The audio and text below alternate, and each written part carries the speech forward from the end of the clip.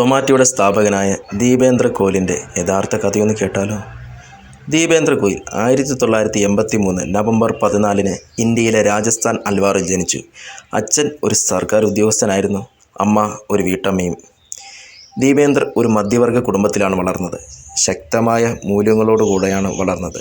സ്കൂളിൽ ശരാശരി വിദ്യാർത്ഥി ആയിരുന്നെങ്കിലും കമ്പ്യൂട്ടറുകളിലും പ്രോഗ്രാമിങ്ങിലും അദ്ദേഹം അതീവ താൽപ്പര്യം പ്രകടിപ്പിച്ചു. ഡൽഹിയിലെ ഇന്ത്യൻ ഓഫ് ഇൻസ്റ്റിറ്റ്യൂട്ട് ടെക്നോളജിയിൽ നിന്ന് എഞ്ചിനീയറിംഗ് ബിരുദം നേടിയ ദീപേന്ദ്ര കോളേജ് പഠനകാലത്ത് ഓൺലൈനായി ഭക്ഷണം ഓർഡർ ചെയ്യുന്നതിനുള്ളൊരു വെബ്സൈറ്റ് ഉൾപ്പെടെ നിരവധി പ്രോജക്റ്റുകൾ അദ്ദേഹം പ്രവർത്തിപ്പിച്ചു. 2008 ദീപേന്ദ്രും സുഹൃത്തുക്കളായ പങ്കജ് ചന്ദയും കുജൽ പാട്ടിദാറും ചേർന്ന് ഡൽഹിയിൽ റെസ്റ്റോറൻറ്റുകളും അവയുടെ മെനുകളും പട്ടികപ്പെടുത്തുന്ന പേരിൽ ഒരു ചെറിയ വെബ്സൈറ്റ് ആരംഭിച്ചു. വെബ്സൈറ്റ് ജനപ്രീതി നേടി താമസിയാതെ അവർ മറ്റ് നഗരങ്ങളിലേക്ക് വ്യാപിച്ചു.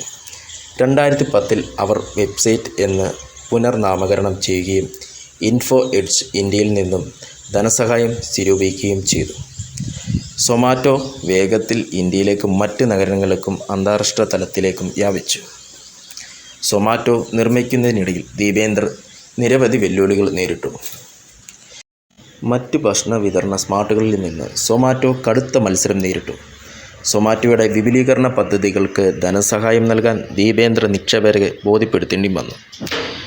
വർദ്ധിച്ചു വരുന്ന ആവശ്യം നിറവേറ്റാൻ സൊമാറ്റോ വേഗത്തിൽ സ്കെയിൽ ചെയ്യേണ്ടി വന്നു. ഈ വെല്ലുവിളികൾക്കിടയിലും സൊമാറ്റോ ശ്രദ്ധേയമായി വിജയം നേടി.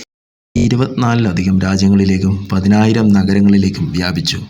നിക്ഷേപകരിൽ നിന്ന് സൊമാറ്റോ $1 മില്യൺ ഫണ്ട് രൂപീകരിച്ചു. ഊബർ ഈസ്റ്റ് ഇന്ത്യ ഉൾപ്പെടെ നിരവധി കമ്പനികളിലാണ് സൊമാറ്റോ ഏറ്റെടുത്തത്.